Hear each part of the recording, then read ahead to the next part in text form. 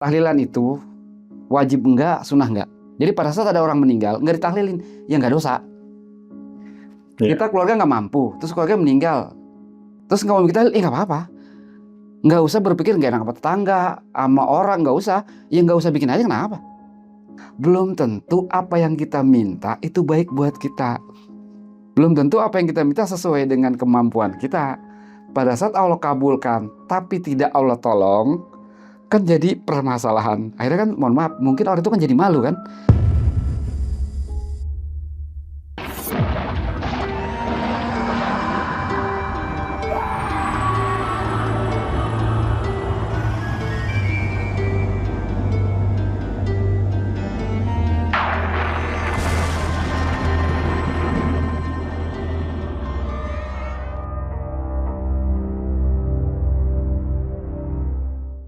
Assalamualaikum warahmatullahi wabarakatuh.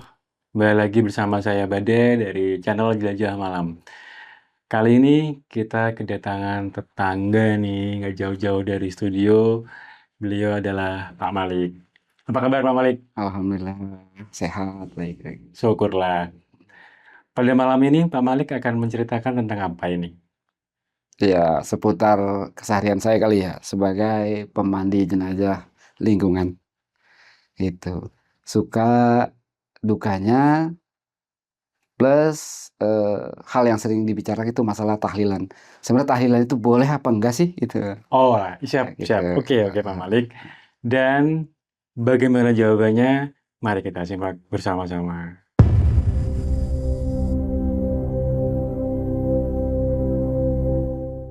Segala sesuatu pasti ada suka dan dukanya. Tapi khusus gitu ya, khusus untuk pemandi jenazah. Ini pemandi jenazah lingkungan ya. Kita nggak tahu pemandi jenazah di misalnya di rumah sakit itu kita nggak tahu. Di Di lingkungan. lingkungan gitu. Kalau di lingkungan itu sebenarnya banyakkan dukanya. Banyakkan dukanya. Banyakkan dukanya. Bahkan saya mungkin berani bilang sukanya itu cuma satu Apa tuh? gitu. Sukanya itu pada saat kita ngurus jenazah, selesai pada saat pemakaman selesai, Iya. terus nggak ada kendala. Itu selesai, kita udah syukur alhamdulillah. Oh, Itu lancar lah. lancar semua. Iya, iya. Walaupun ya mohon maaf ya, pastinya ada sesuatu yang diberikan Tuhan Rumah ke kita gitu. Berapapun Sebagai tanda terima kasih. Iya. berapapun nominalnya, bukan berarti kita nggak butuh uang ya. Berapapun nominalnya itu sukanya di nomor 2 kalau menurut saya. Nomor satunya itu kelancaran dalam ngurus jenazah ini. Karena terlalu banyak kendala yang kita khawatirkan sebenarnya. Dari cuaca, dari kondisi misalnya keluarga yang gimana-gimana gitu kan. Terus nanti mau dimakamin di mana, terus mau kondisinya kayak gimana. Belum pemakaman mungkin ada kejadian apa di titik pemakaman kan. Kan suka ada kejadian tuh. Nah, itu yang kita khawatirin. Sebelum ke yang lain, boleh nggak Pak Malik diceritakan secara global tempat Pak Malik tinggal ini seperti apa? Jadi ketika nanti kita bicara masalah kendaraan pasti akan ke situ nanti kan ya, Oh iya, iya. berhubungan dengan lingkungan sekitar kan ya, Iya, tempat, iya. geografi dan sekitarnya seperti itu.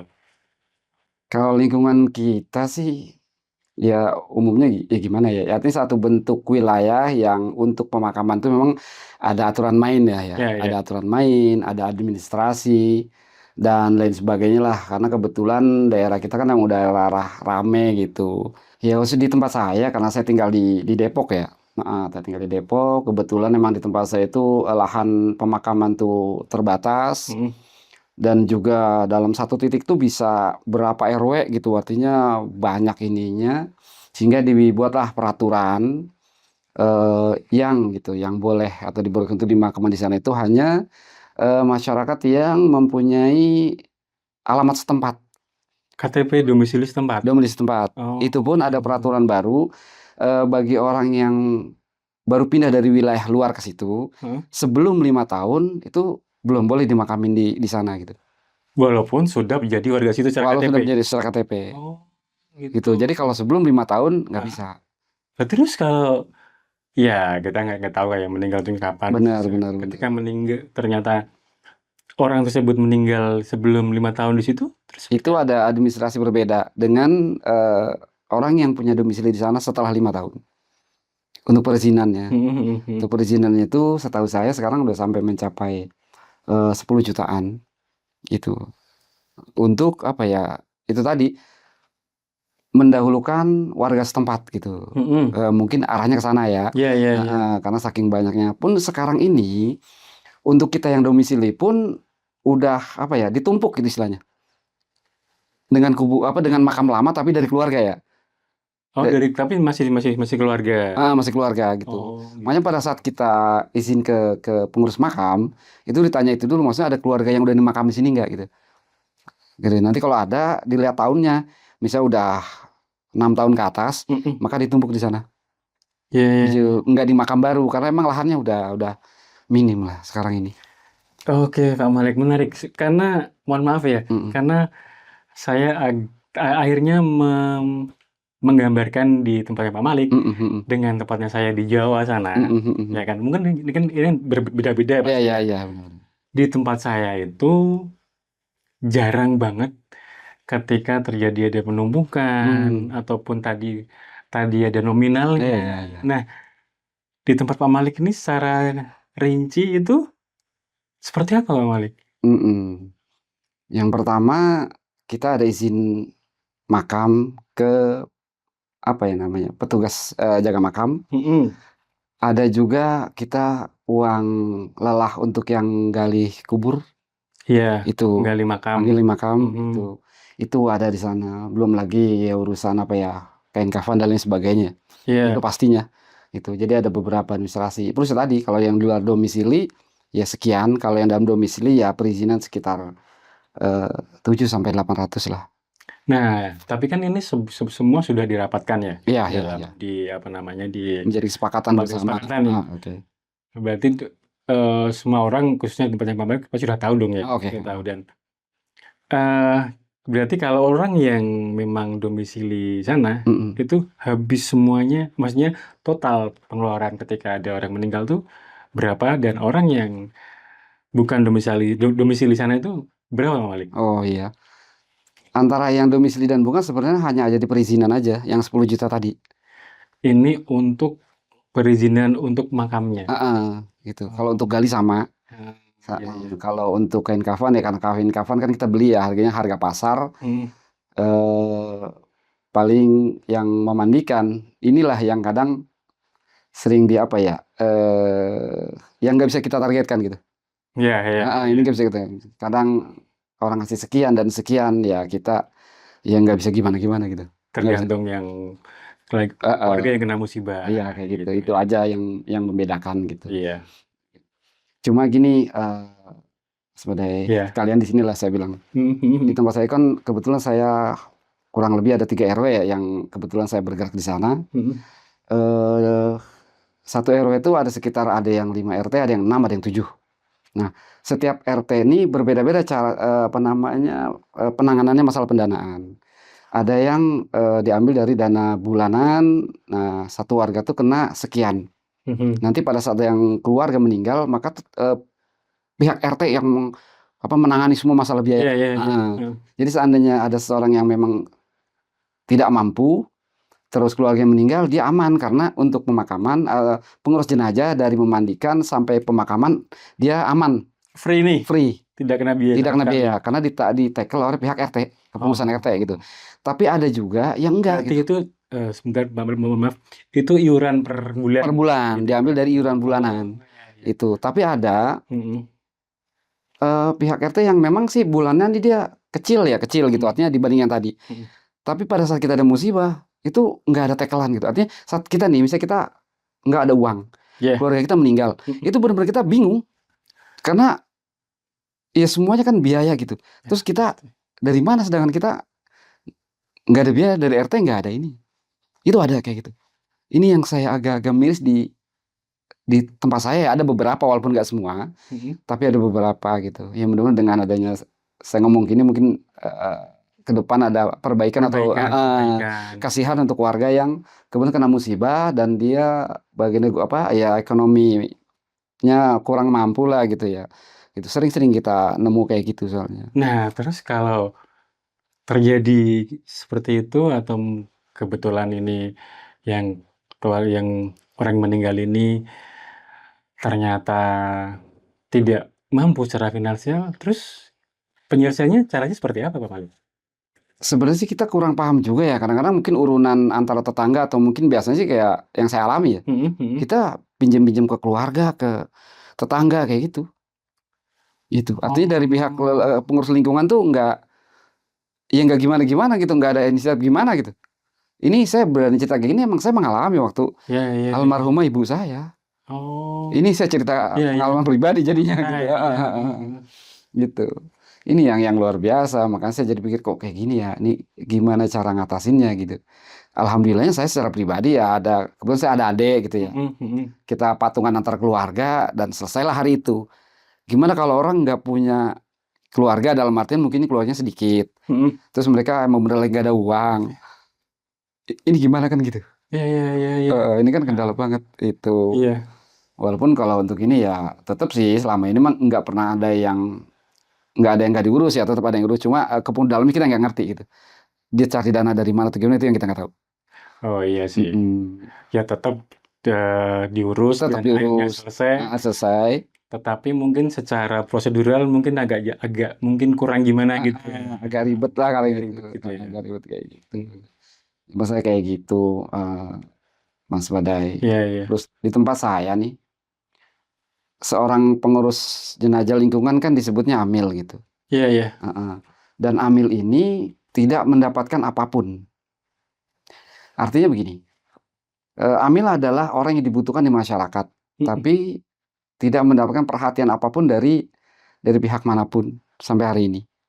Gitu. Jadi kita Amil-Amil di sana itu memang bekerja dengan keikhlasan.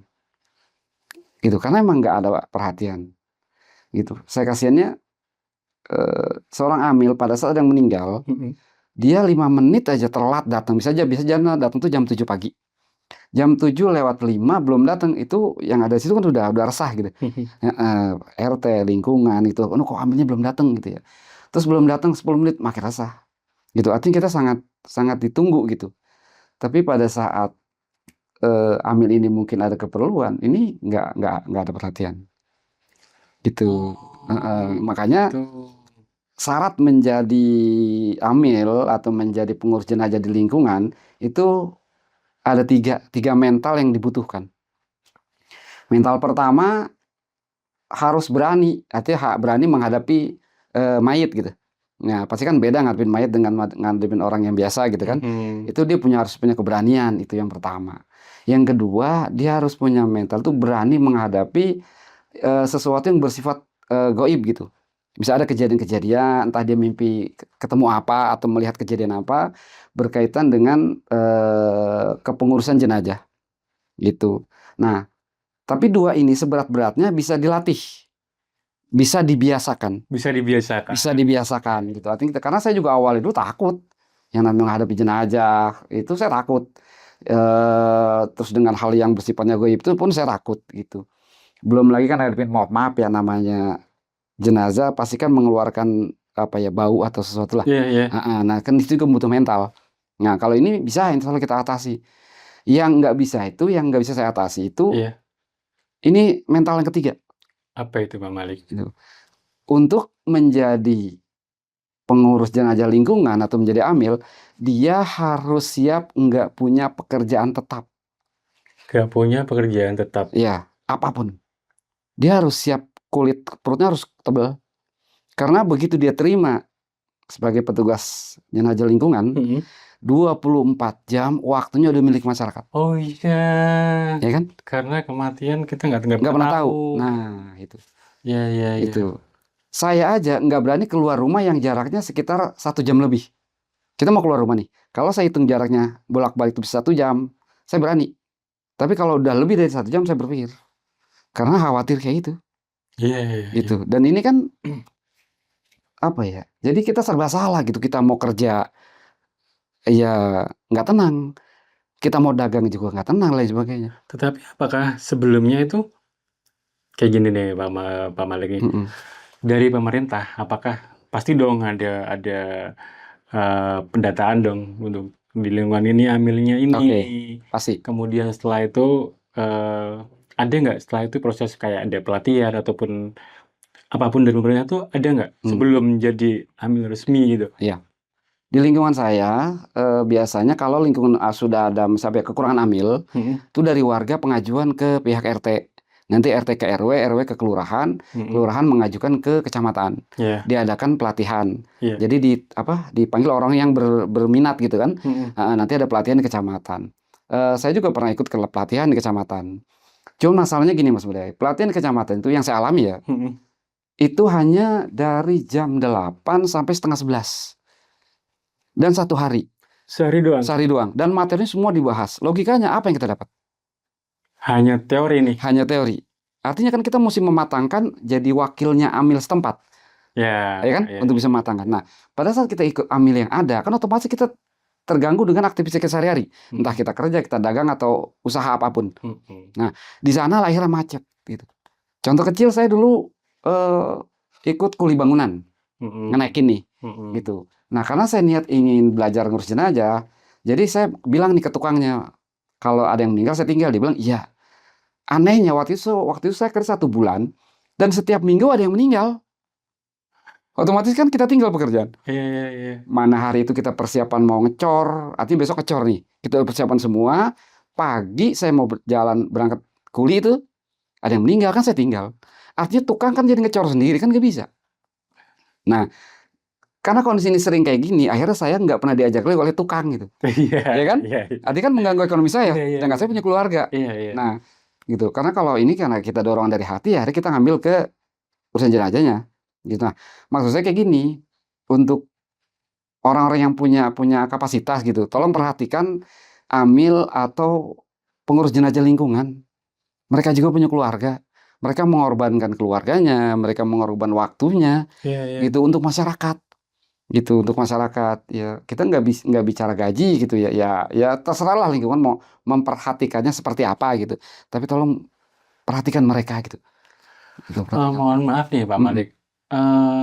Sebelum kita bicara ke pemerintahan ya, Oke. dan itu pasti nanti akan kita ke sana. Ah, Dari lingkungan sendiri, khususnya ini kita nggak bisa di daerah lain ya. Oke. Bicara yang darinya Pak Malik dan ini adalah fakta. Mm-mm. Untuk lingkungannya sendiri, apakah tidak juga memberikan apresiasi yang ya buat semacam orang kayak Pak Malik Oke. ambil seperti ini, Oke. entah dari iuran, kayak entah dari apapun itu Oke. bentuknya ya. Oke. Ini yang saya alami aja ya. Iya. Ini. Jadi amil di tempat saya sebenarnya punya tugas 2. Yang pertama itu ngurus jenazah pastinya. Ya. Yang kedua membantu warga yang mau nikah tapi nggak punya waktu. Artinya kita ngurus surat-suratnya ke RT, ke RW, ke kelurahan, ke KUA. Nah, itu personal pekerjaan 2 gitu. Nah, cuma yang terjadi pada saat ada warga yang mau menikah, jadi gini, orang yang mau menikah dan orang yang meninggal yang mempunyai haknya adalah dirinya sendiri untuk mengurus. Itu hak dia. Iya. Nah, amil disiapkan oleh lingkungan untuk membantu orang yang nggak punya waktu dan tidak terbiasa ngurus jenazah. Nah, pada saat ada warga yang nggak punya waktu, ingin menikah, terus mengurusnya melalui amil, kan mereka ke RT dulu. Kadang-kadang ini diambil oleh pihak RT atau RW. Gitu. Artinya pada saat dia bikin surat pengantar, ya ditanya, "Nih mau ngurus jalan sendiri apa nggak?" "Ya mau jalan, nggak ada waktu nih." "Ya udah ntar sini." Akhirnya yang jalan kadang pihak RT, kadang pihak RW. Gitu. Padahal itu kan kalau ngomong hak-haknya amil tadi gitu. Itu sebenarnya Tugasnya amil. Harusnya sesuai dengan SOP yang diberi pemerintah itu. Nah, gitu. Artinya harusnya pihak RT atau RW ini mengarahkan, coba ke rumah amil ini. Gitu. Ya kan? Ya. Harusnya kan kayak gitu, karena ini tugas dia. Tapi pada saat ada yang meninggal, gitu. Tadi saya bilang, 5 menit aja belum sampai, warga langsung resah, RT RW langsung resah. Iya, karena juga nggak bisa dilain-orangkan kan seperti itu kan. Gitu.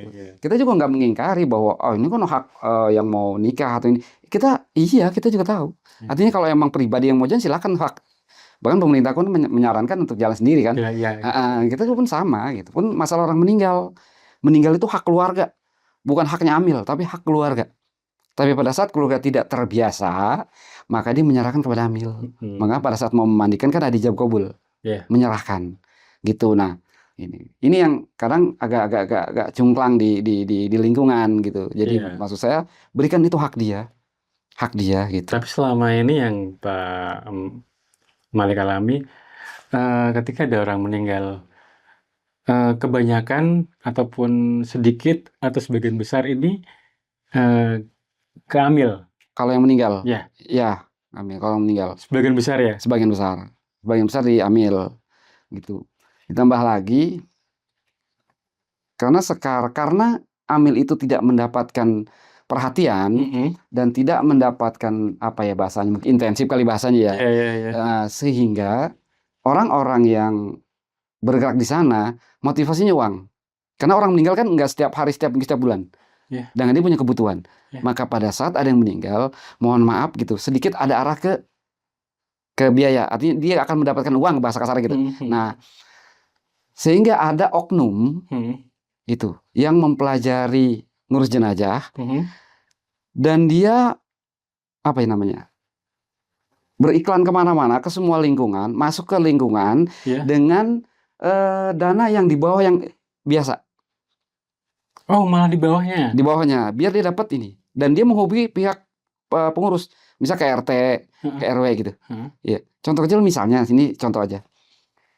Eh, kita diurus, keluarga kita meninggal diurus oleh amil. Mhm. Misalnya, biasanya nih administrasi amil ini memandikan tuh misalnya 10.000 misalnya nih ya, Mhm misalnya 10.000. mhm Nah, si oknum ini berani dengan harga misal 7.000 mhm. gitu. Otomatis kan secara logika orang mendingan 7.000 dong. Iya. Nah, pihak RT pun akhirnya memakai dia dan dia masuk ke wilayah mana aja gitu. Apakah seperti itu diperbolehkan? Kalau diperbolehkan atau enggak, mungkin enggak ada hukum yang tercatat Oh, ya. iya iya. Cuman ini kan lebih ke etika, ya kan? Iya iya iya. Etika dan menghargai kepada amil setempat gitu loh. Kan amil setempat adalah amil yang sudah disepakati oleh masyarakat melalui RT dan RW. Mhm. Tapi kenapa ada amil luar masuk kok diterima gitu. Ini kejadian di tempat saya.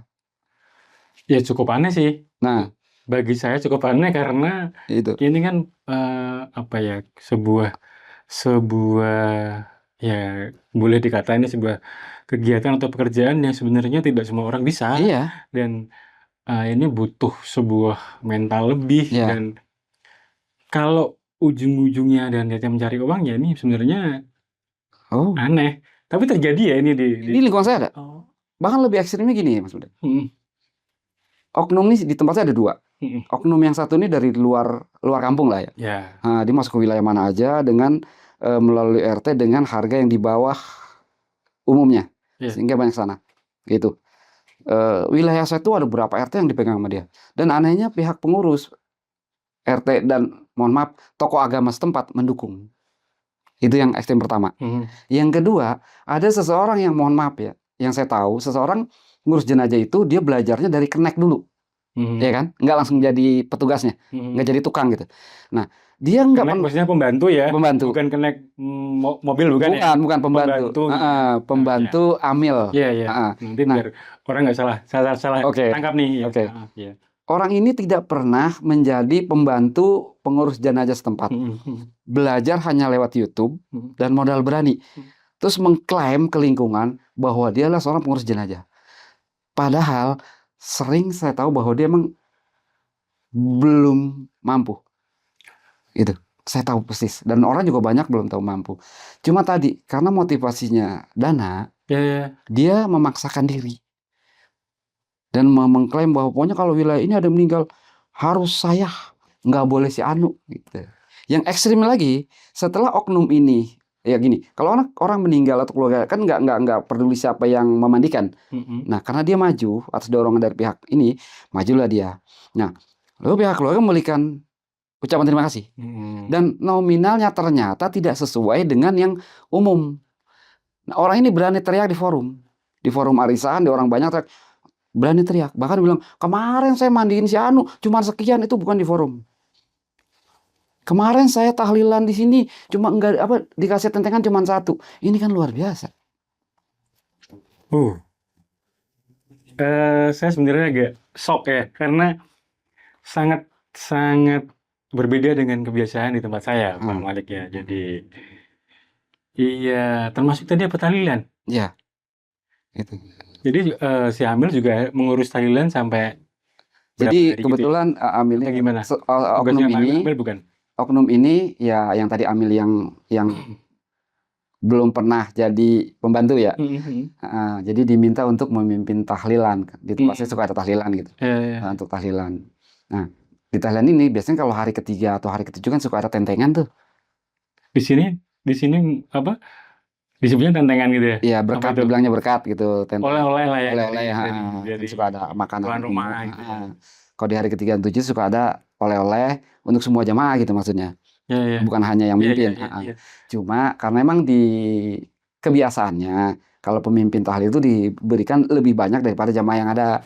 Bisa jamaahnya satu satu tentengan tapi dia Iya, dua, kan iya. gitu. Nah, Wajar lah kayak gitu ya. Wajar. hari itu dia dikasih satu. Entah Oh, tuan rumah lupa, entah nggak tahu, entah apa kita nggak tahu. iya. Pokoknya hari itu dia dikasih satu. Dan Mhm. itu di forum teriak.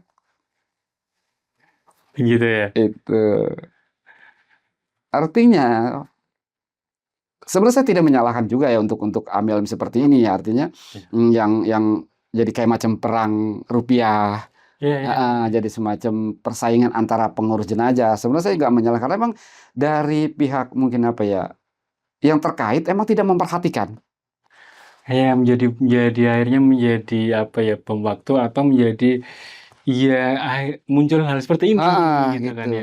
Karena waktu itu uang tadi ada semacam kurang tertib lah kayak gitu. Iya, iya, iya. Gitu. Buat amil sendiri sama. Gini, kondisi lebaran lah Mhm. misalnya. Lebaran. Saya sini terus terang saya nggak paham lah masalah agama, terutama masalah zakat. Saya nggak paham sama zakat. Saya nggak tahu yang namanya petugas amil lingkungan itu termasuk mustahik atau tidak dalam menerima zakat gitu. Jadi kalau lebaran tuh lebaran Masahari gitu, ada satu atau dua RT yang ke rumah saya tuh ngasih beras seukuran 5 liter gitu ya. Misalnya gini, Pamil ini dari RT sekian, RT sekian. Ada juga yang enggak gitu. Walaupun mohon maaf, kita sebenarnya nggak berharap gitu. Tapi ada satu alasan gini, saya iseng nanya, RT ini nggak ngasih, nggak alasannya, katanya Amil itu tidak termasuk orang yang berhak menerima zakat gitu ya.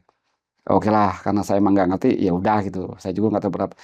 Cuma seandainya Amil ini dimasukkan kategori miskin, kan kalau orang miskin mungkin berhak yang menerima zakat. Nah, sang Amil ini diberikan dalam kategori miskin sebagai bentuk perhatian kita sebagai warga kepada Amil ini 5 liter setahun. Kira-kira jadi masalah nggak sih? Saya mau nanya itu sebenarnya gitu. Gitu. Artinya kan 5 liter gitu loh kan gitu ya. Setahun sebagai bentuk pengabdian seorang Amil kepada lingkungan yang sudah mengorbankan waktu dan semuanya gitu untuk mengabdikan masyarakat. Dan Amil ini kan nggak ada gajinya, nggak ada intensif atau apapun lah gitu. Gitu. Emang benar-benar milik rezekinya ya dari situ, dan itu pun dia tidak mentarif gitu. Nah, orang meninggal kan nggak setiap hari, nggak setiap bulan. Kalau 3 bulan nggak ada yang meninggal, dia gimana kan gitu. Iya. Kan gitu. Kita hanya tahu pada saat ada yang meninggal dia belum datang, kita resah. Pada saat ada yang tahlilan dia nggak datang, kita omongin. Pada saat ada pengajian dia nggak hadir, mungkin jadi omongan. Tapi kita nggak pernah tuh pada saat dia di dapur punya beras atau enggak, kita nggak inget. Pada saat mungkin dia punya anak mau sekolah, Ya intinya kurangnya apresiasi baik dari pemerintah ataupun mungkin lingkungan. nah, Nah, itu mungkin yang nanti akan menjadi apa ya Pak Maliknya ya mungkin perbaikan ke depan ya. Itu makanya harus saya sulit cari kader. Karena rata-rata ya. kader mikirnya gimana kan? Mereka mereka lebih milih yang pasti ya kerja ya dagang ya usaha karena mereka butuh kehidupan, mereka butuh ya lain sebagainya. Tapi dengan belajar jadi ambil lingkungan, apa yang mereka harapin buat mohon maaf buat agak sulit. Itu salah satu kesulitan saya mencari kader. Tapi mohon maaf ini apakah kasus ini tuh hanya di tempatnya Pak Malik atau mungkin di tempat lain, Pak? Setahu Pak Malik ya? Iya, ya. Emang ada beberapa lingkungan juga saya ngobrol dengan amil lain pun hampir mirip. Hampir mirip gitu, Oh, hampir mirip. Iya, jadi agak susahnya kita di situ sebenarnya. Apalagi awal saya jadi amil, saya pernah belajar sama amil yang dulu dah gitu yang pertama. Karena saya dari 2 amil pernah belajar. iya. Amil yang pertama tuh malah ada pengurus lingkungan bilang gini, Malik kalau udah bisa jadi amil jangan ajarin orang lain katanya. Saya tanya, kenapa Pak? Itu kan dapur lu katanya. Kalau dapur ntar nah di sini saya berkelas kok dapur. Ya, ya, Jadi ya, profesi dong, ya, ya, ya. gitu. Cuman saya waktu itu karena menghargai saya diem aja, gitu. Ternyata kesini sini, oh iya, jadi kayak tadi kayak perang Ya, harga ya. kayak gitu. Dan saya cari kadar pun susah karena memang nggak bisa buat ini kehidupan. Kayak gitu sebenarnya. Jadi sulitnya seperti itu. Ya, Nih di tempat saya ini pegang 3 RW. ya. Taruhlah saya tinggal di RW A. RW A ini amilnya sudah sepuh lah katakan ya. Jadi amil yang saya ikuti nih, gitu. Untuk kalau ada yang meninggal di RW A ini, semua pekerja kebanyakan saya ngambil karena ini udah sepuh seksian gitu. Ah, ini guru saya. Terus di RW B ini amilnya dulu pernah mundur karena satu dan kondisi gitu ya. Akhirnya saya di sini. Nah, terus di RW C ini amilnya meninggal, udah ada setahun lebih kan. Itu nggak ada amil baru, Nggak ada nggak ada penggantinya, penggantinya. nggak ada generasi. Heeh. Ya. Otomatis di 3 RW ini saya ada gitu. Padahal secara kira-kira berapa penduduk itu Pak Malik di situ? Yang saya Berapa tahu kakak? kalau satu RT aja ada sampai mungkin 150 sampai 200 kakak ya. Satu RT, Satu RT itu satu RT. Nah, ya kalau satu RW kali 5 RT lah. 1.000 lah ya. Heeh. 1.000. Kali 3 RW. Tiga ribu kakak berarti. Kurang lebih gitu. Walaupun Eh, masalah ya apa ya jumlah warga nggak bisa Iya, diinikan kemudian. iya. Tapi saya beberapa kali mengalami tiga-tiganya ini ada yang meninggal gitu. Nah, hal seperti itu? Ini yang saya agak celeng Heeh. gitu. Mana saya punya kadar satu, dia belum menguasai ya artinya taruhlah 60% dia bisa Mhm. gitu. Artinya otomatis saya di sini. Itu saya muter gitu. Gitu. Saya maunya setiap RW ini ada kader gitu. Ya. Karena satu saat amil yang saya ikuti ini mungkin ya secara tenaga udah nggak bisa, Ya. otomatis saya akan jadi kepalanya dan saya harus punya kader. Di, Sebentar Pak Malik, ah, ini ketika nggak ada kader nanti saya jadi agak tadi ke sana. oke, Kan banyak tadi pelatihan. yang oknum ya, Oknum, oknum oke. yang bahkan dia mempromosikannya Oke, sebagai pemuja. Kenapa mereka nggak mau, oh itu beda wilayah kok ya? oke, Bukan yang warga oke. RWA, BPDC bukan ya? Kalau oknum pertama dia wilayah luar. Kalau Heeh, oknum B ini bagian dari 3 RW ini ada di dalamnya. heeh, Cuma heeh, ini dalam guru saya pernah bilang gini, mhm, Malik kalau bergerak di bidang agama jangan pernah membuat tarif. mhm, ya, Jadi ikhlas aja, perkara rezekinya mah terserah lingkungan gitu, terima aja gitu. Nah, saya tanya kenapa gitu. Ya secara hukum kan katanya nggak boleh gitu ya. ya, Tapi ada hukum yang tidak tertulis katanya. Hukum yang tidak tertulis itu karena kita bergerak di sebuah kematian, khawatir terancam jiwa kita. Dan 2 oknum ini mhm, meninggal dalam 1 tahun yang sama. Walau alam omongan guru saya tuh benar atau enggak saya nggak tahu. Apakah ini berkaitan dengan itu pun saya nggak tahu. Ya sehari ini, setahun inilah kurang lebih, ini udah nggak ada yang meninggal. Intinya kayak gitu. Dan ini buat jadi bahan renungan saya. Karena jauh sebelum saya ngurus jenazah pun ya saya sempat ya punya kalang juga artinya di satu wilayah ada amil dan pembantunya gitu. Jadi pada saat amilnya nggak bisa yang ngurusnya pembantunya. Nah mhm. pembantu itu suka masang tarif gitu. Suka masang tarif nggak lama ya dia sakit dan meninggal gitu. Ini ada di wilayah lain lah gitu, satu wilayah lain. Akhirnya saya tarik secara ini apa iya kayak gini ya tapi adalah akhirnya saya nggak berani untuk bermain dengan itu. Iya, karena ke saya agak iya dibilang tertarik, tapi ini tertarik hal ginian tuh agak-agak gimana gitu, karena di tempat saya itu ya Pak Malik, ya, menurut saya itu lebih ke kalau ada kematian tuh lebih ke gotong royong Oke. yang lebih diutamakan Ah, gitu ah, kan, gotong ah. royong. Jadi ketika saya mendengar kisah atau cerita dari Pak Malik yang seperti ini tuh kaget sebenarnya, Ah, ah, saya kaget kan gitu kan. Dan contoh nih kita ambil kasus nih Pak Malik, ketika ada orang meninggal dan kebetulan dia mungkin warga ya atau berdiam di situ, tapi dia bukan KTP situ dan Eee, iya, keadaan ekonominya kurang, itu pernah terjadi dan seperti apa penyelesaiannya Pak Malik? Kalau waktu itu pernah kejadian dan saya pernah cerita di sini. Mhm, Jadi kebetulan ada orang wilayah luar, kebetulan dia ngontrak, mhm, meninggal, dihubungin RT, ya jelas dia kan orang ngontrak gitu ya. mhm mhm. Kebetulan sendirian gitu, sendirian. Ya karena administrasinya harus memang untuk, apa namanya ya, perizinan itu harus ada 10 juta kan, kita nggak mampu lah gitu ya, pihak RT pun angkat tangan karena terlalu besar gitu. Ya, Akhirnya ya kita sebagai petugas jenazah pun mencarikan tempat makam yang gratis. Itu kita kita yang kena tugas tuh. Kita udah memandikan, kita ini, kita cari. Akhirnya alhamdulillah sih Allah kasih petunjuk gitu. Akhirnya ada tuh di satu tempat, satu wilayah, punya dinas sosial, mhm. boleh dimakamkan di sana. Ya akhirnya kita bayar yang ini aja, yang gali, itu. Itu dari lingkungan ya? Untuk membayar tukang gali itu? Iya urunan urunan, urunan Oh, iya iya. gitu. Dari kondisi lingkungan gitu. Mungkin kas RT atau apalah Iya gitu kan. iya iya. Itu urusan RT waktu itu gitu. Tapi ya lagi-lagi ya kayak gini gitu. Artinya tetap kita kita urus, cuma Ya, menjadi PR tersendiri. betul. Kita Miris sih Pak Malik ya, ya biar harusnya bagaimanapun tetap harus kita urus. kita Tapi kalau urus, keadaan seperti itu kan repot semuanya. gitu. Iya, Cuma betul. ya ya anehnya di sini artinya, eee, hal ini tolong dijadikan perhatian loh. Kalau ada kematian, secara tidak langsung sebenarnya kita membebani kepada sang amil sebenarnya. Iya iya. Gitu. Misalnya wilayah ini A gitu, mohon maaf, insya Allah di setiap wilayah tempat saya tuh ada yang orang namanya ustad. Mhm. Tapi pada saat ada yang meninggal, biasanya ustad jarang nongol. Waduh. Jadi nggak mau nyolatin, nggak mau, Heeh. ke makam nggak mau, gitu. Ada beberapa wilayah tempat saya tuh. Ustad mah ada, tapi pas ada yang meninggal, jadi kita juga yang mandiin, ngafanin, entar waktu nyolatin kita yang jadi imam. Terus nggak ada yang mau ke makam, kita lagi yang ikut ke makam untuk doakan gitu. Nah, maunya kita kan bagi bagi tugas gitu ya. Kita Ya, memandikan, mengkafani, gitu. Selesai kan disolatin, lah tokoh agama lah yang bergerak gitu. ya, ya. Terus nanti ke makam ya kita maunya ikut gitu. Nanti mereka tugas ini ada beberapa wilayah, walaupun nggak semua, tapi ada beberapa Iya. wilayah seperti itu. Sampai segitunya ya? Maksudnya Segitunya.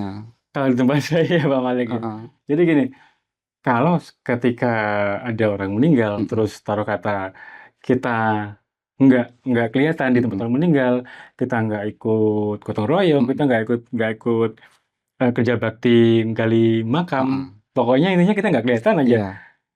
Kita pasti ada omongan orang, "Ah, nanti kamu sih yang akan mengurus siapa?" Heeh. Jadi gitu loh. Jadi dengan seperti itu tuh, wah ternyata memang seperti itu, keadaannya seperti itu ya. Iya, mungkin Jadi menurut Pak Malik idealnya heeh. seperti apa tuh? Ya Kalau kita idealnya bicara kan ideal ya? kewajiban muslim yang hidup kepada muslim yang udah meninggal kan itu salah satunya, Iya. ya kan? Itu memandikan, mengkafani, menyolatkan, memakamkan. Ayolah kita bergerak bareng sesuai porsinya. Porsi saya memandikan, ayo Mhm. saya mandikan, saya kafani. Nah, porsi sang tokoh agama kan jadi imam nih sholat, ayolah maju. Nah, terus nanti ada lagi yang ikut ke makam, ikut untuk, doa di sana kan gitu. Bagi-bagi tugas gitu, bagi tugas, jangan di ini kita semua kan gitu. Ya kita kan juga punya keterbatasan tenaga dan lain sebagainya gitu. Khawatir kita ada berbareng ada yang meninggal kan kita nggak bisa ikut yang sebelah nih. Nanti kalau ini gimana? Karena pernah kejadian ada, ibu-ibu meninggal, Mhm. itu sampai nggak ada yang ngedoain, gitu. Karena itu tadi, karena nggak ada, pihak tokoh agama setempat tuh Iya emang iya iya. kayak gitu. Nah, kalau misalnya yang meninggal laki-laki kan kita yang megang nih. Iya iya. Artinya kan kita bisa urus semua gitu. Mandiin, ngafani, kita sholatin, pimpin jadi imam gitu kan. Iya. Ke makam kita ada kita, artinya insya Allah aman. Tapi kalau yang meninggal perempuan kan pihak amil perempuan yang ngurus. Nah, nanti waktu mau nyolatin siapa? Tadi makam yang ini siapa yang ini? Itu pernah kejadian sampai nggak didoain. Karena nggak ada tokoh agama yang ikut. Bisa gitu ya? Luar biasa. Iya, maksudnya miris, Pak, kalau kalau Mhm, saya bilang, karena saya tidak berada di lokasinya Pak Malik ketika mhm, mendengar hal ini, karena apalagi tadi, satu poin yang sebenarnya cukup penting gitu kan, mhm. ketika penghargaan terhadap ya kalau tempat saya mungkin ya kayak Modin gitu kan, Heeh, mengurusi jenazah, ya dia mengurusi pustahil juga. mhm. Itu tercatat dalam kelurahan, memang ada surat perintahnya Oke. gitu kan. Mhm, Ada, terus itu pun ada semacam kayak penghargaan Mm-mm. kayak gitu ada resmi Resmi. dan entah itu berupa Iya, per bulan entah berapa ataupun iya. nanti ada yang juga yang dikasih kayak tanah hak guna selama dia menjabat sebagai Oh, Mudin iya. itu juga ada kalau di tempat saya seperti itu Saya di sini alhamdulillah jangankan tanah gitu ya. ya. Bahkan akhir ini saya sempat dengar ada semacam waktu itu tahun kemarin Mm-mm. rencana akan diberikan intensif Mm-mm. gitu. Jadi beberapa amil ini sudah tercatat lah, di store lah datanya, data tentang pengangkatan amil di wilayah, data soal pelatihan gitu kan, di Iya. store semua udah oke, udah deal. Katanya insya Allah dikit lagi nih turun lah, insya Allah paling lambat katanya tahun terakhir tahun 2025. Ini udah pertengahan 2026 ya? Mm-mm. Enggak ada kabar. Belum ada baunya ya. Ya entah gitu. Ini kan luar biasa Ya gitu. semoga ya Pak Malik ya dengan kita bicara seperti ini ya Heeh. mungkin nanti ada perhatian lebih lah yang Amin, akan amin, diberikan ke amin, depan.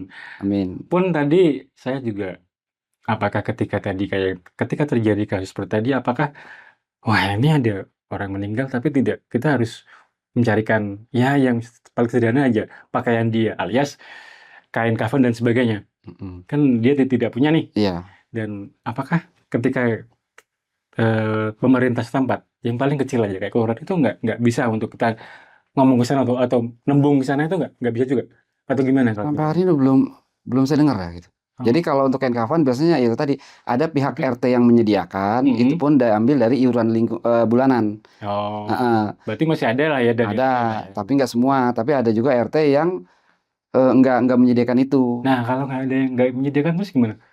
Itu tadi dia paling ke tetangga, ke keluarga untuk pinjam uang dulu, gitu. Kalau dilalah apa ya? Biasanya dilalah aja lah. Heeh. Kebetulan orang yang meninggal itu tidak ada sanak keluarga di situ, Pak. Gimana? Yang nembungkan utang ini siapa coba? Pertama Ya saya kan? belum belum belum pernah tahu ya kan Heeh, gitu. heeh. Tapi kemungkinan ya mau nggak mau pihak RT mungkin entah pakai uang kas dulu yang nanti akan gimana saya juga nggak tahu Iya, itu. iya, iya, Gitu. iya, Yang iya. jelas untuk sohibul musibah akan repot di situ. Iya. Gitu.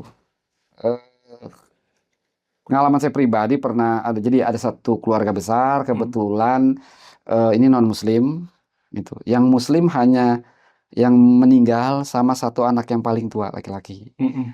Dia ya bingung lah ya orang tua meninggal gimana akhirnya ngubungin kita gitu ngobrol akhirnya ya udah kita urus gitu. Mungkin kalau kain kafan waktu itu dari RT kali Mhm, kalau tenaga dari kita sampai selesai lah sampai pemakaman dan hari itu dia bilang maaf Amil ya kita nggak ada uang nih bla bla bla bla gitu ya mhm. kita seneng karena ada semacam apa ya kejujuran gitu. Ya, Nah, itu dan kita juga karena kita asa karena dorongan hati dan belajar manfaatin umur dan waktu kita ngurusnya pun insya Allah ikhlas. Padahal serupiah pun mohon maaf kita nggak terima. Kita lebih baik kayak gini gitu, bahwa ngomong apa adanya gitu ya. Bahwa emang kondisinya kondisi kayak gini ya kita urus dan kita merasa bahwa ini emang udah tugas kita loh iya. gitu. Gitu. Yang memberikan tugas kita ya mohon maaf ya secara syariatnya ya manusia ya RT RW lah sebagainya. Tapi hakikatnya ya Allah memberikan tugas. Kalau saya menjalani Allah lah yang akan memberikan sesuatu. Kalau tidak menjalani ya Allah juga akan memberikan sesuatu ke kita Iya. gitu. Tapi artinya kita fleksibel nggak harus sekian lo harus enggak gitu kita insya Allah kita itu udah tertanam lah gitu ya untuk saya dan guru saya yang ngajar ngerjain jenazah gitu kita Iya, sering ngalamin kayak gini. Pak Malik. Mm-mm. Ini nih, contoh kasus lagi nih. Ya. Ketika ada orang meninggal, Mm. sedangkan eh, dia tidak tahu untuk menghubungi ataupun di wilayahnya itu Mm-mm. mungkin karena dia itu merantau Oke. ataupun dia itu mungkin ya karena keseharian dia jadi kurang kurang bersosialisasi dengan lingkungan ya. Mm-mm. Ketika ada anggota keluarga yang meninggal, Mm. mungkin nih ada penonton juga yang di sekitar Depok ini Mm-mm. yang keluarga yang meninggal, boleh nggak tuh menghubungi Pak Malik tuh? Oh gitu. Mm-mm.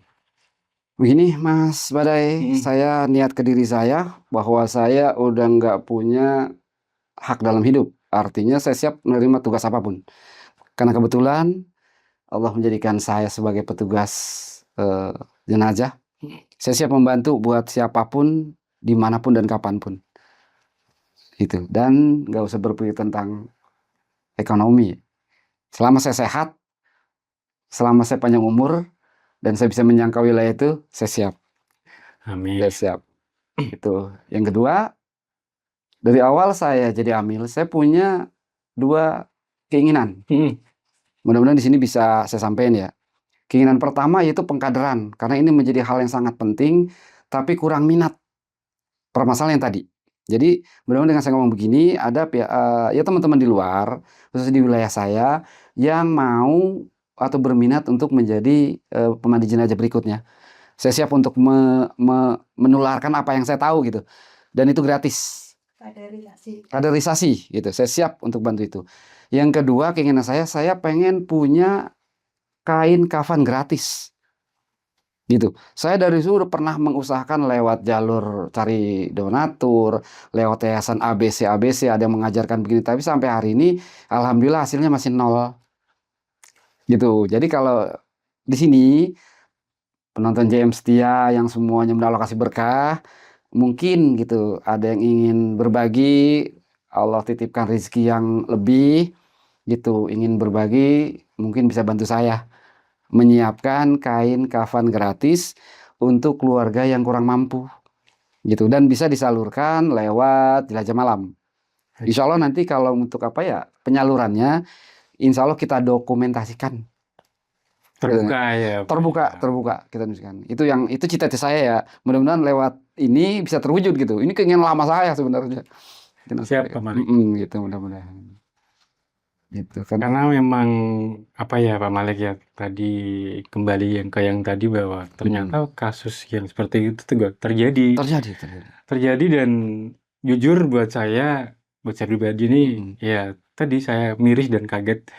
Oh ternyata meninggal di sini susah ya gitu. Terutama buat orang-orang yang intinya tidak mempunyai atau tidak bisa untuk dikubur di sini kan, seperti itu ya tadi ya. Sesuai dengan peraturan di sini ya. Peraturan di sini. Gitu. Karena emang sisi lain ya kondisi ya, artinya emang lahannya yang sempit dan lain sebagainya lah gitu. Kalau untuk pemakaman gitu. Kalau untuk pengurusan biaya pengurusan karena memang kaderisasinya sulit, karena tidak bisa dijadikan pegangan untuk kebutuhan hidup, sehingga nggak mau jadi pemandi jenazah. Benar-benar pemandi jenazah itu orang yang didorong dari hati gitu untuk belajar ya bermanfaat untuk lingkungan. Gitu. Itu doang, kalau nggak ada niat itu sulit. Sulit benar.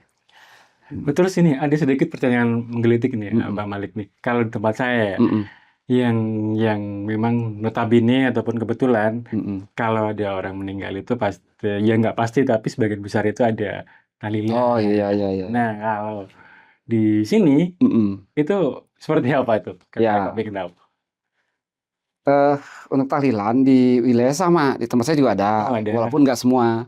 Emang ada beberapa organisasi kali ya, organisasi Islam yang tidak memakai itu.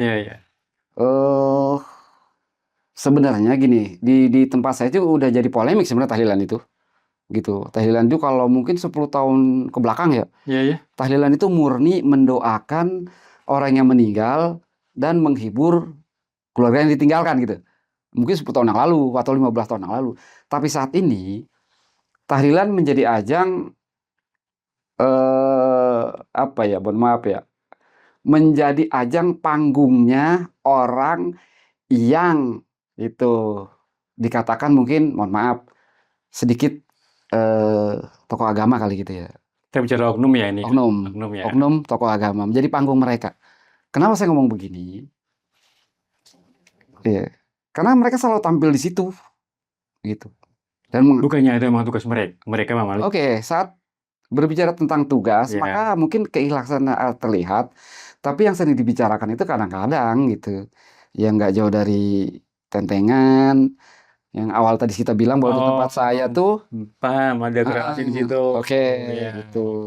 Jadi gini kalau kita bicara awal ya. Pertanyaan lagi, akhirnya apakah juga bertarif? Nah. Tapi kalau nggak bisa jawab, bisa jawab nggak apa-apa. Saya cerita dari awal ya. Iya, oke.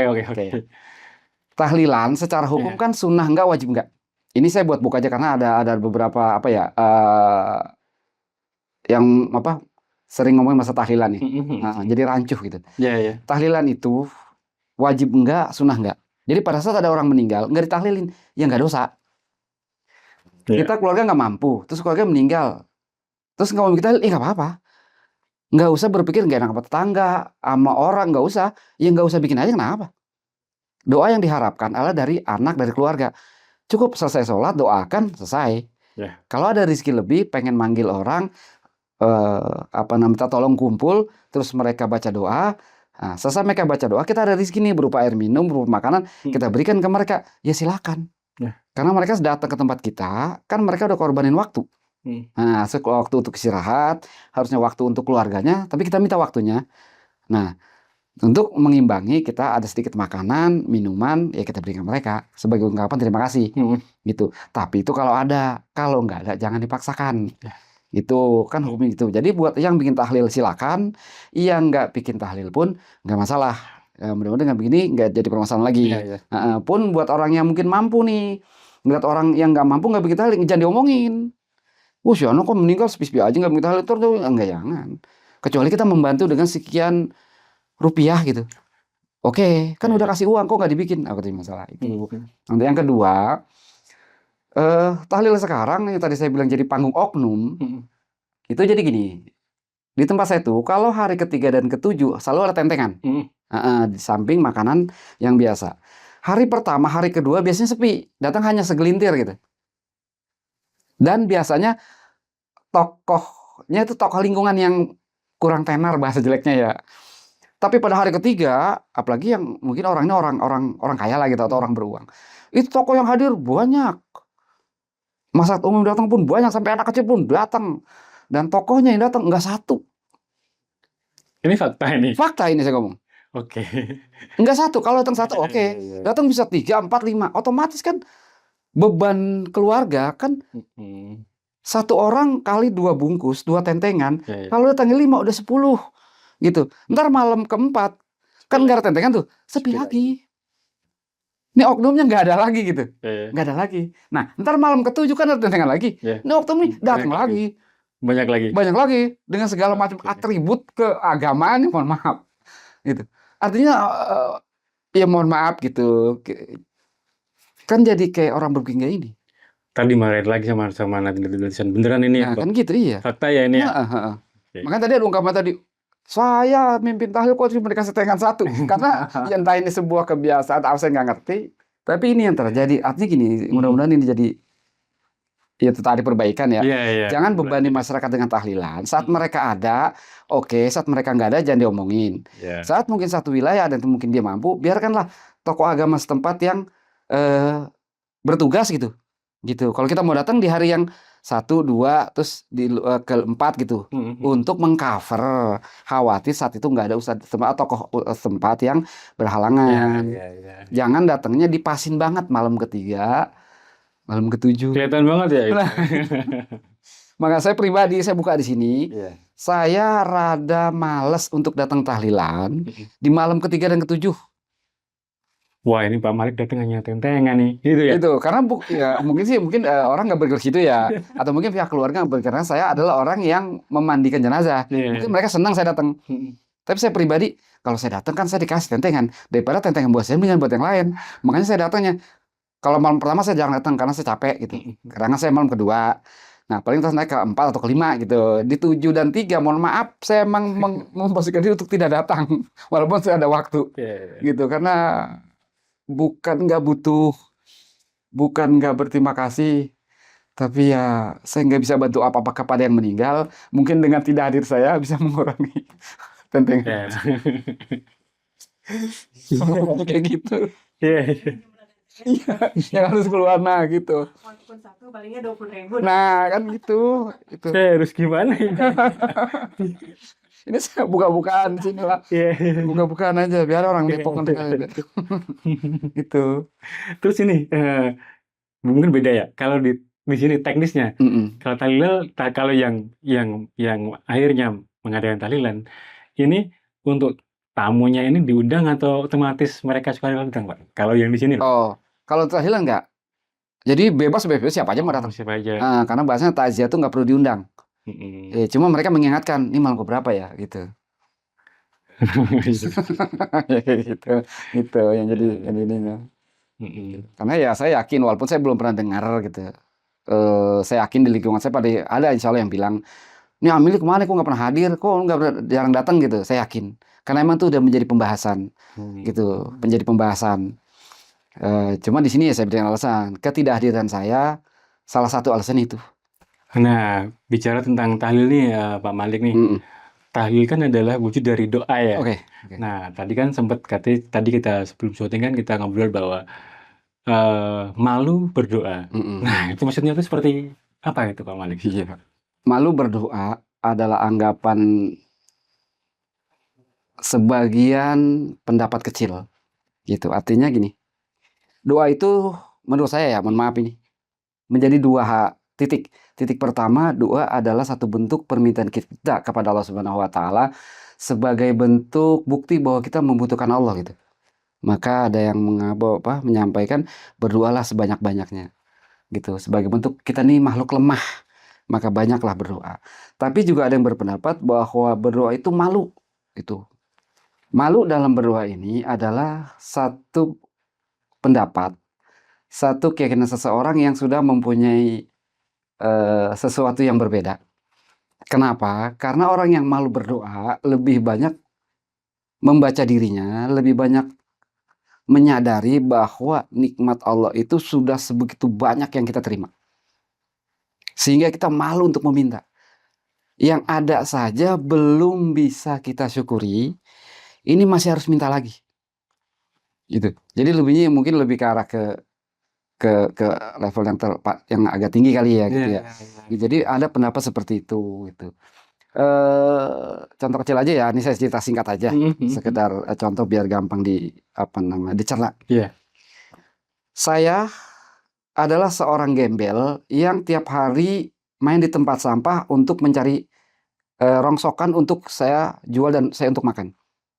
Rongsokan atau comberan tempat kotor. Lalu ada bos besar melihat saya, maka bos besar bilang, "Malik, udah jangan main di sampah, jangan di rongsokan, ini kotor. Kamu pulang, saya kasih uang ini untuk kamu makan selama 2 hari. Selama kamu 2 hari makan ini, lalu kebutuhan kamu saya jamin. Makan kamu, minum kamu, pakaian kamu. Tapi mungkin tidak sebanyak orang lain. Ibarat orang lain makan ayam, kamu makan ikan teri aja gitu. Gitu. Tapi dijamin nih, gitu. Dijamin tiap hari lah gitu. Tapi kamu harus patuh ya sama saya. Kalau saya ada keperluan, kalau saya perintah ini jalanin. Kalau suruh gini, kamu mau? Saya bilang, "Ya bos, siap." Gitu. Nah, berjalanlah. Tiap hari kebutuhan saya diberikan tuh oleh bos itu. Sarapan pagi, makan siang, makan malam, dikasih pakaian, dikasih tempat tinggal, walaupun mungkin tidak sama seperti orang lain. Itu dijamin. Nah, tugas saya hanya mengikuti perintah bos. Nah, kalau sudah seperti ini, pantas nggak saya ngomong ke bos?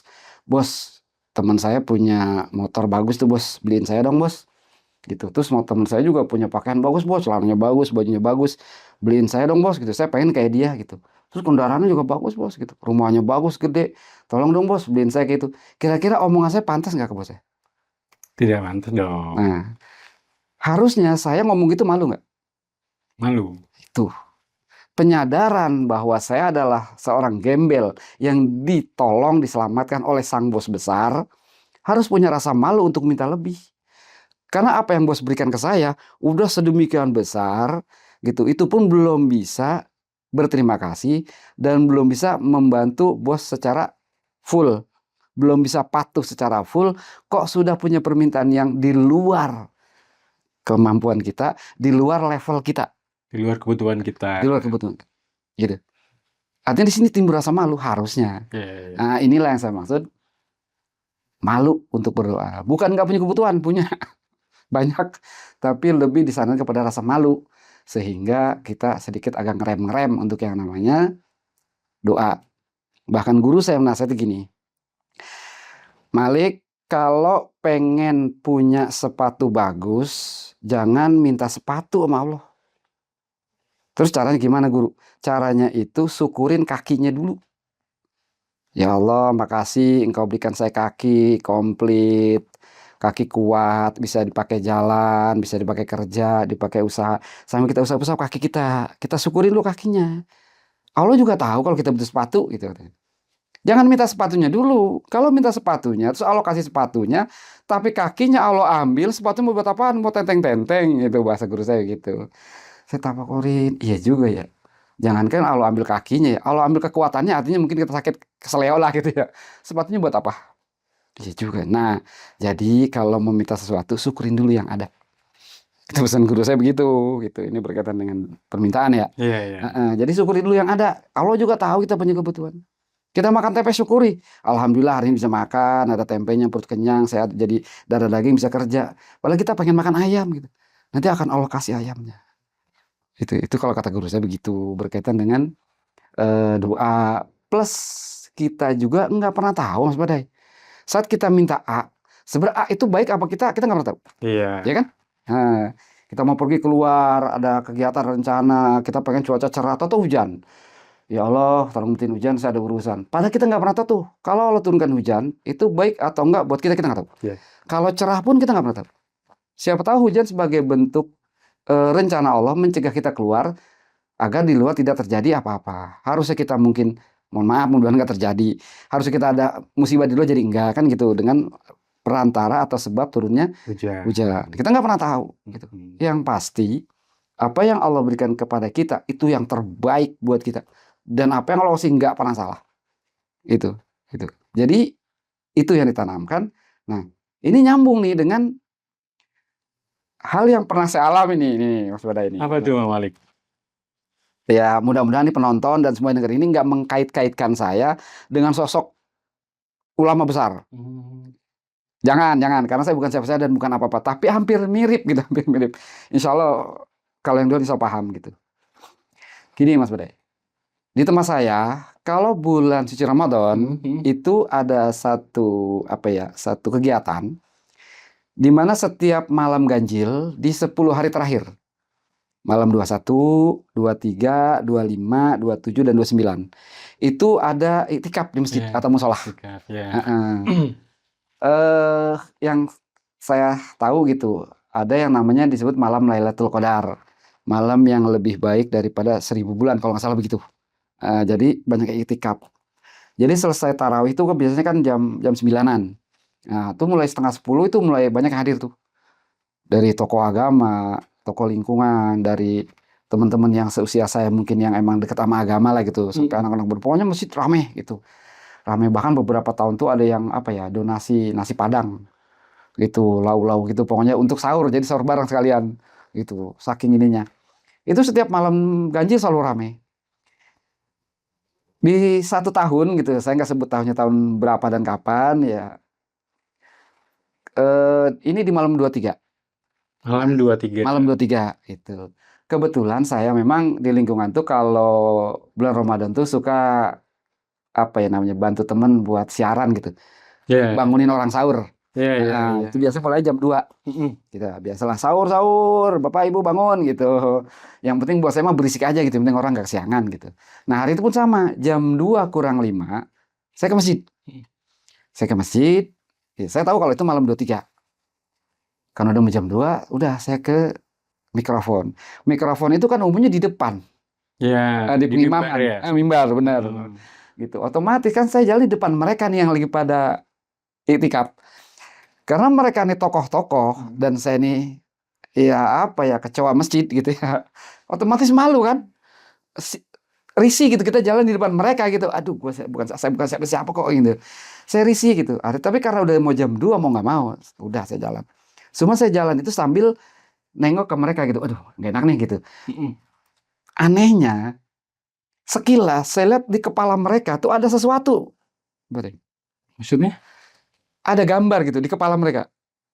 Kayak orang live TikTok tuh ada gitu. Oh iya. Kan kayak sesuatu gitu. Saya juga aneh sekilas. Jadi sambil saya lewat, sambil saya merhatiin, saya ngebatin. Kok ada ituan ya gitu. Nah, setiap orang ini gambarnya beda-beda. Ada yang gambarnya itu pakaian. Ada yang gambarnya makanan khas lebaran gitu. kayak ketupat, kayak rendang, kayak apa gitulah. Ada yang gambarnya tuh apa ya? Jadi seseorang yang terlibat dalam kegiatan sholat Idul Fitri. Kan pasti ada kayak khotib, kayak azan, Heeh. bukan azan sih, Bilal, Heeh. gitu kan ada tuh yang bertugas di depan. Ya, ya, Heeh. ya, ya. Jadi itu Ada ada imam. imam gitu. Ada juga yang tempat wisata Hah? di kepalanya nih, pokoknya kayak macam alam gitu maksudnya. Gunung-gunung gitu. Ya, ya, ya. Jadi beberapa gambar beda sih deh kok kayak gini ya. Udah saya sih nggak memperdulikan, saya langsung ke mikrofon, udah normal saya siaran lah gitu, saya siaran. Walaupun sambil rasa nggak enak karena mengganggu iktikaf mereka. Selesai jam 3, setengah 3 udah saya pulang.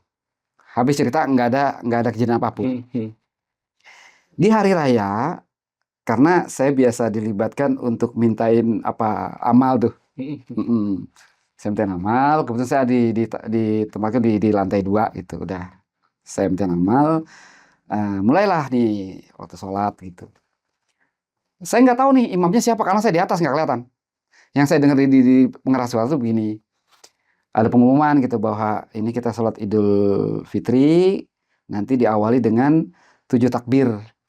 Di rakaat pertama, di rakaat kedua ada apa 5 takbir, setelah itu baru Fatihah. Saya dengar itu, tapi saya nggak tahu imamnya siapa. Udah, ya kita kan jamaah udah siap-siap nih kan ya, baris semua rapi. Tahu-tahu imamnya kan takbir nih, Allahu Akbar. Langsung baca Fatihah. Di sini kan jamaah yang dulu kan ada kok gini ya gitu karena nggak biasa gitu ya. Ya. Walaupun secara hukum saya nggak ngerti, saya nggak paham. Cuma karena kebiasaan, biasanya kalau sholat Idul Fitri maupun sholat Idul Adha itu takbirnya lebih banyak dari biasanya lah gampangnya gitu. Iya, iya, iya. Lebih banyak. Ini kok kayak gini di belakang juga ada yang lain. Kok kayak gini, kok gini. Akhirnya, ya dengan segala keraguan daripada nggak sholat gitu kan ya. Ya udah ikut aja lah kan gitu. Tapi lanjut aja tuh. Lanjut, Lanjut. Oh, tuh, oke. lanjut. Nah, di rakaat kedua biasa tuh lima takbir. Ya. Udah selesai kan. Nah, udah pun nggak ada cerita. Beberapa hari kemudian ada tuh yang satu bilang itu kan imam yang kemarin gitu. Orang ini pokoknya lewat di Iya, satu iya, titik iya. gitu. Ada yang bilang ini kan imam yang kemarin. Saya perhatiin, oh dia, kok sama ya dengan tokoh yang saya lihat pada saat iktikaf itu kepalanya itu ada gambar sosok yang ingin menjadi sesuatu di hari raya Idul Fitri gitu loh. Oh, Gitu. iya. Ini kok jadi gini, oh jangan-jangan ini pikiran jelek, pikiran busuk, pikiran kotor saya aja. Jangan-jangan orang ini waktu itip minta ke Allah pengen jadi sosok yang apa ya? Petugas sholat Idul Fitri Iya, di depan di depan dilihat lah ya. sehingga Allah kabulkan. Cuman ternyata jong di situnya gitu. Ini kan Iya. jadi satu apa ya? Tafakur saya bahwa belum tentu apa yang kita minta itu baik buat kita. Belum tentu apa yang kita minta sesuai dengan kemampuan kita. Pada saat Allah kabulkan, tapi tidak Allah tolong, kan jadi permasalahan. Akhirnya kan, mohon maaf, mungkin orang itu kan jadi malu kan, dengan DKM setempat, dengan tokoh agama yang lain, dengan lingkungan mereka, pasti lingkungan mereka lingkungan orang-orang yang ngerti agama gitu. Bahan omongan ya. Nah, buat kita mah yang nggak ngerti apa-apa, awam lah, bodoh dalam hal agama mungkin nggak ngaruh kan. Iya. Tapi buat komunitas mereka kan jadi permasalahan. Iya Itu sih. loh. Ini kisah nyata saya beberapa tahun yang lalu jadi bahan tafakur saya. Artinya kembali ke awal bahwa untuk berdoa meminta saya harus lebih selektif dan harus lebih berhati-hati dalam minta ke Allah. Karena saya takut khawatir apa yang saya minta nggak sesuai dengan kebutuhan saya. Itu yang terakhir kali untuk ke pesan-pesan untuk baik untuk pemerintah, baik itu untuk lingkungan ataupun baik untuk netizen apa ini Iya. Malik ini? Yang pertama di kita, di saya khususnya, gotong royong itu udah hilang. Yang timbul itu individu. Yang penting saya nggak ganggu orang, saya nggak bermacam-macam, selesai. Itu yang kedua, buat teman-teman semua yang kebetulan hari ini bertugas sebagai apapun ya, gitu, sebagai petugas jenazah, sebagai tokoh lingkungan, intinya sosial lah yang nggak dapat ini. Tanamkanlah dalam diri kita bahwa semua itu adalah tugas, bukan profesi. Karena kalau kita berbicara profesi, ujungnya uang. Kita akan cari segala cara agar profesi itu menghasilkan uang. Kita nggak peduli lagi dengan halal haram, kita nggak peduli lagi dengan rasa orang, kita nggak ada lagi namanya menghargai orang. Tapi kalau kita berbicara tugas, insya Allah kita ikhlas. Karena yang berikan kita tugas apa? Allah lah yang memberikan kita tugas. Kita bisa melaksanakan tugas itu dengan tenaga, dengan sehat. Allah lah yang memberikan itu. Allah yang ngasih kita sehat, Allah yang ngasih kita tenaga, Allah yang ngasih kita umur panjang sehingga kita bisa melaksanakan tugas itu. Kalau mau minta, mintalah ke Allah. Itu pun kalau pantas. Karena apapun yang kita lakukan tidak sesuai dan gak ada ukuran dengan nikmat Allah yang Allah berikan kepada kita semua. Jadi tanamkan itu sebagai tugas. Perkara orang lain gimana kita terserah. Gitu, mudah-mudahan ya Allah memberikan pertolongan kepada kita semua untuk bisa menjalani hidup ini dan menganggap semua adalah tugas yang Allah berikan. Siap. Itu, amin. Oke. Dan buat pemerintah atau mungkin untuk lingkungan, mudah-mudahan ada perhatian khususnya kepada para petugas jenazah lingkungan yang mereka gitu. Mereka punya keluarga, mereka punya anak istri, mereka butuh makan, butuh kehidupan, tapi mereka jauh dari perhatian. Amin. Amin, amin, amin, amin. Semoga segera terlaksana ini, Amin. Pak Malik ya. Oke, luar biasa. Terima kasih Pak Malik atas waktu dan ceritanya. Keren. Amin. Oke, sekian dari saya, Badai dan Pak Malik. Sampai jumpa di video-video berikutnya. Kami pamit undur diri dulu. Wassalamualaikum warahmatullahi wabarakatuh.